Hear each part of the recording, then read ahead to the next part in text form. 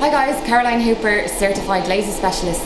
So in today's video, it's going to be a basic one. We're going to be talking about laser hair removal. So I'm going to tell you everything that you need to know about laser hair removal and more. My name is Caroline Hooper, Certified Laser Specialist Trainer, and I'm also Clinical Director of a chain of clinics in Dublin. If you're a doctor, nurse, beautician or somebody looking to get into the aesthetic industry, you should consider downloading your free 5-part training module on laser hair removal in the description below this video, which I've provided for you completely free. Welcome back to another tutorial, or if you're new, please subscribe. First thing you need to know is if your hair is grey, you're not suitable for laser. That hair isn't going to work for the simple reason that we need a chromophore or a target when doing laser for it to be effective. So if there's not any pigment in your hair, then it's not for you, it's not going to work. Fact number 2, IPL devices and laser devices are completely different. So there's so many different devices on the market, like worldwide, and everybody's got everything. So there's beauty salons and they're doing things, and then there's medical practitioners and they're using other things, and it's just simply not regulated. So IPL and laser is different, and if you are, I'm just going to bring it over here, shown one of these. This is an IPL machine. Don't use this machine for laser hair removal. And did we use them for doing laser hair removal? Yes, we did. Many years ago, more than a decade ago, they would have been used for laser hair removal. But with the modern technology on the market today, these are just far outdated and not very effective. So if anybody's trying to convince you to do laser hair removal with an IPL machine, say no. Don't let them convince you, because there's much better technologies available on the market nowadays that are much more safer and effective when doing laser hair removal. Does it work? Yes, it does, but it's nowhere near as effective.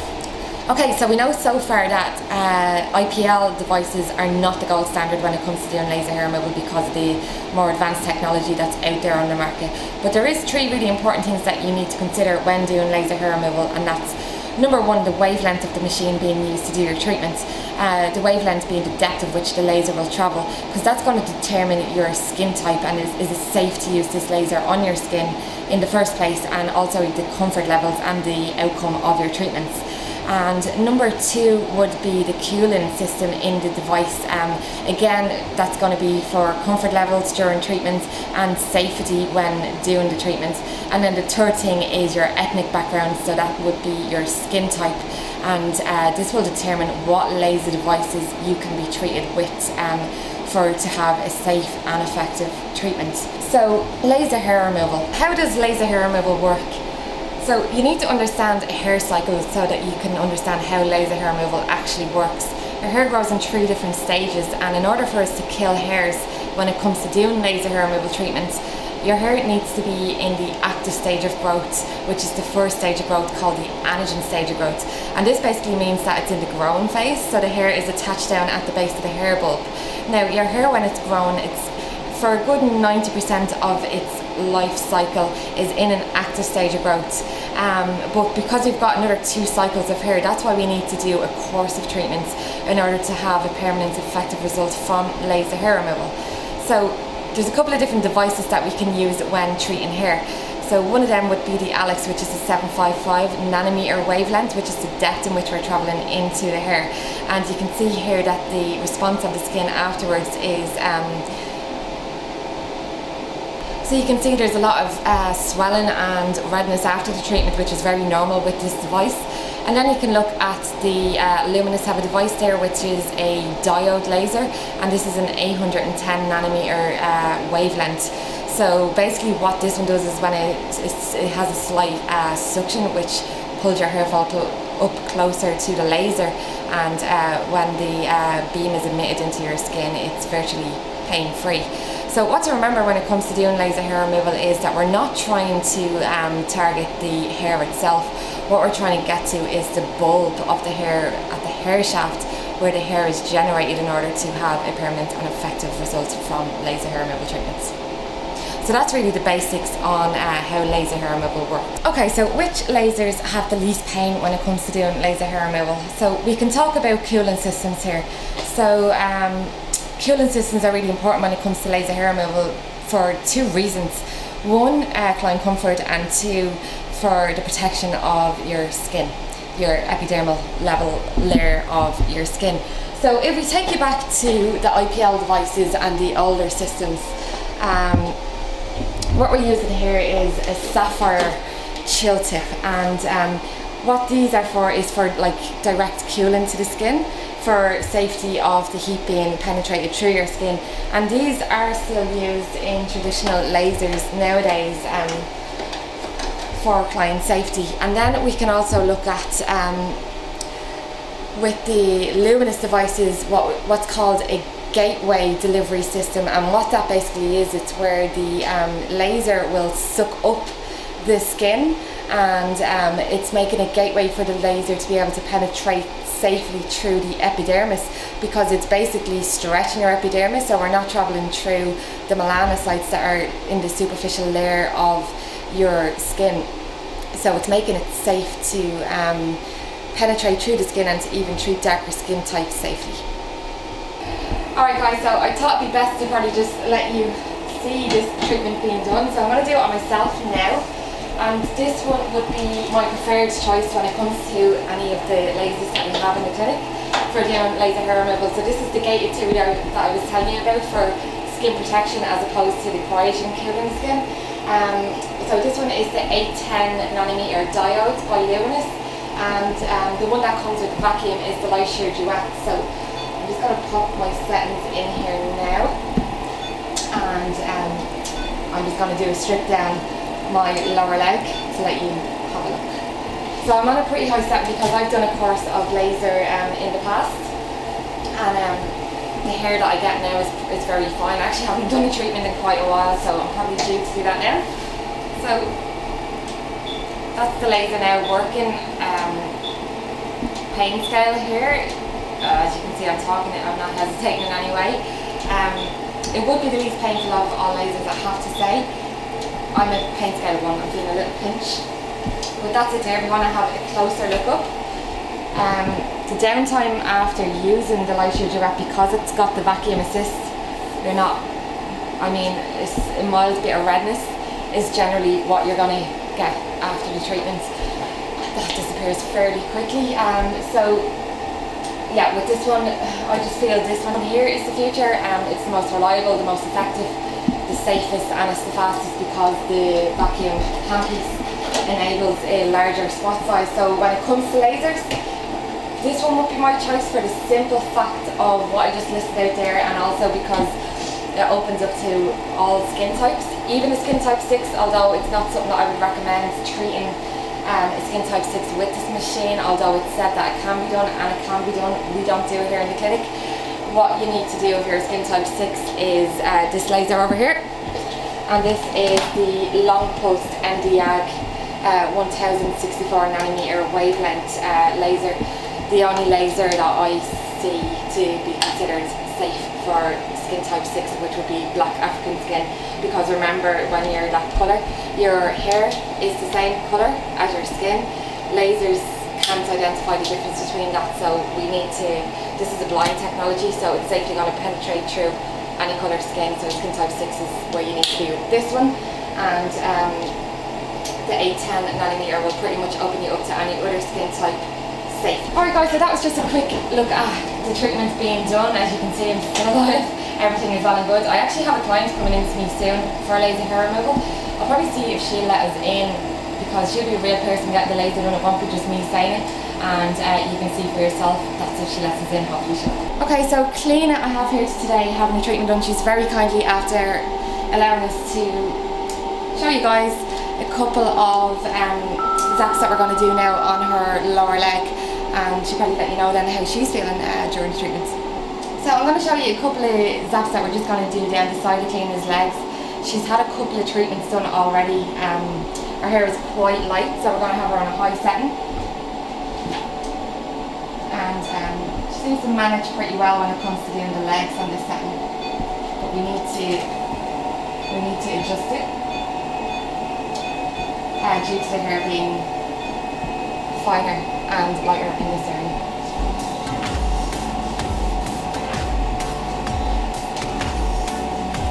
Ready?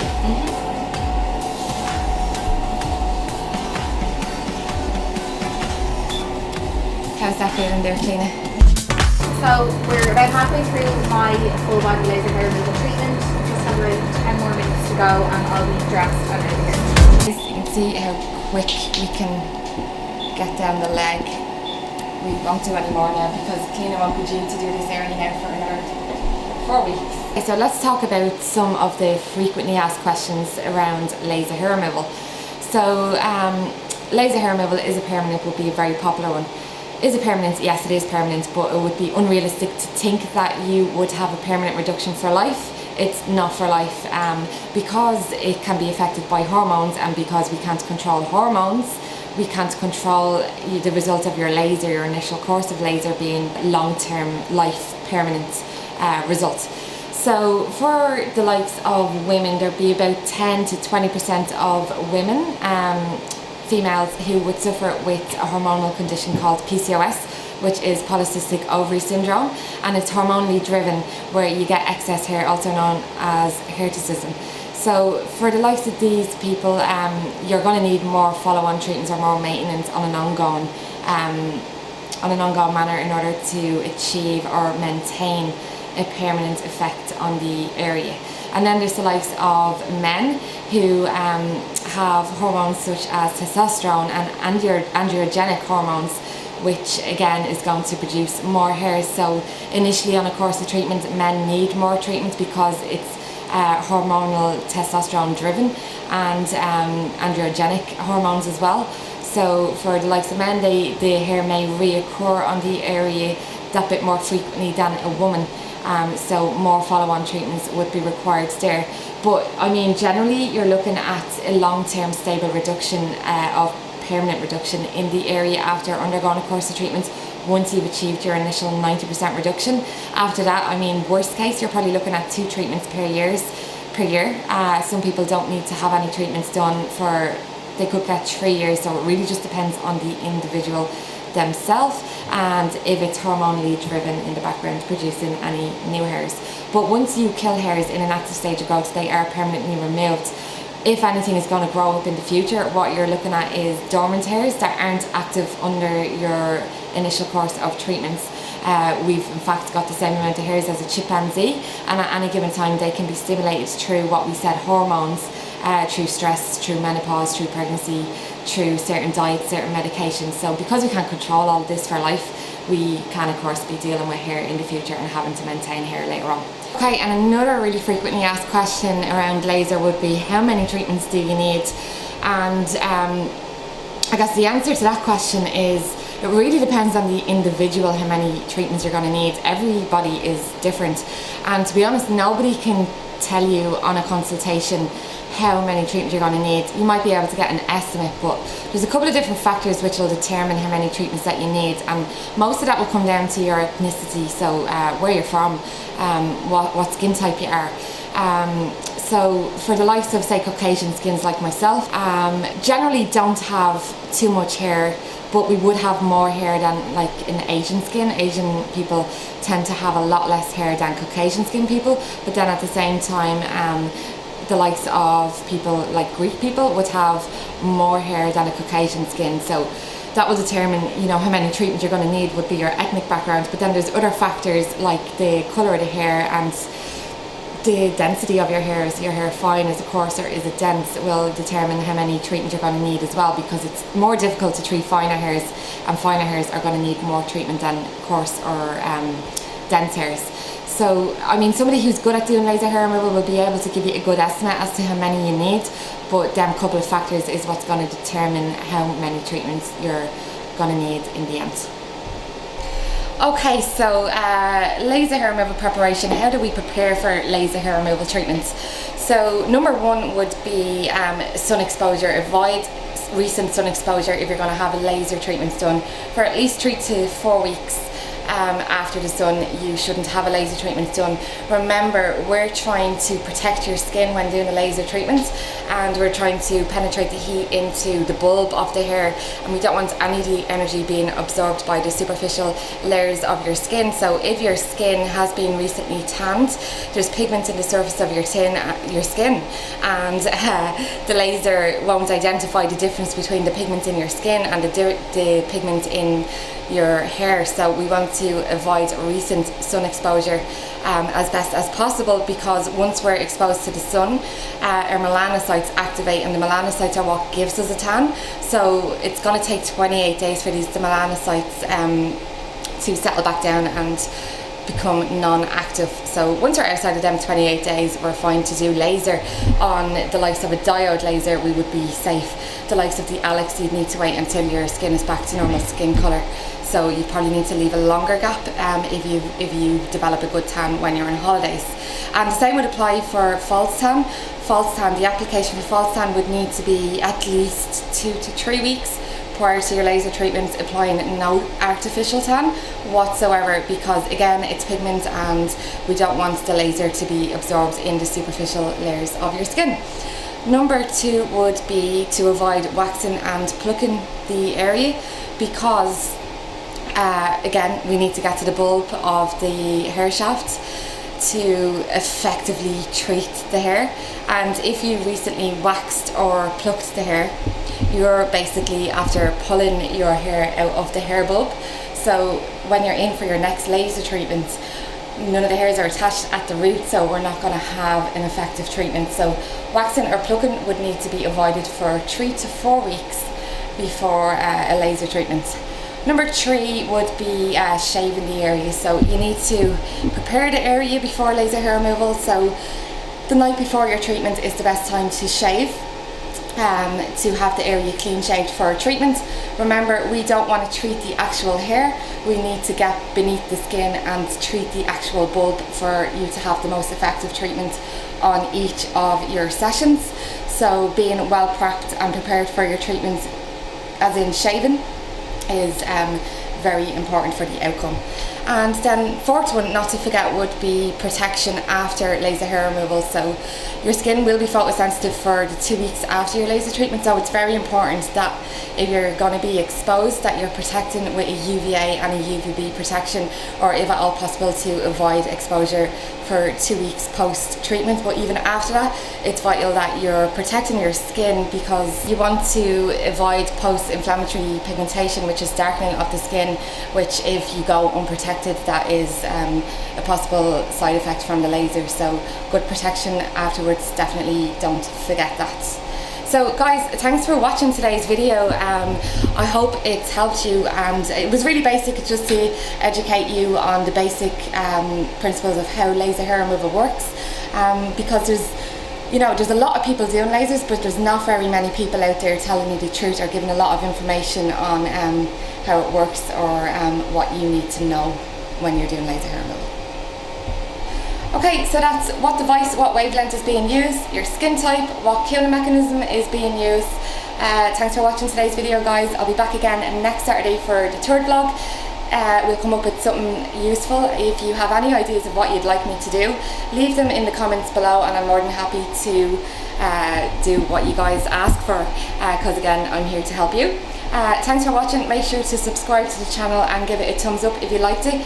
Share it with your friends, family members, whoever else you think it might help, and we'll see you next week. And remember, stay safe, and as always, feel beautiful, be happy, confidence is key. Thanks for watching. My name is Caroline Hooper, Certified Laser Specialist Trainer, and I'm also Clinical Director of a chain of clinics in Dublin. If you're a doctor, nurse, beautician, or somebody looking to get into the aesthetic industry, you should consider downloading your free 5-part training module on laser hair removal in the description below this video, which I've provided for you completely free. Welcome back to another tutorial, or if you're new, please subscribe.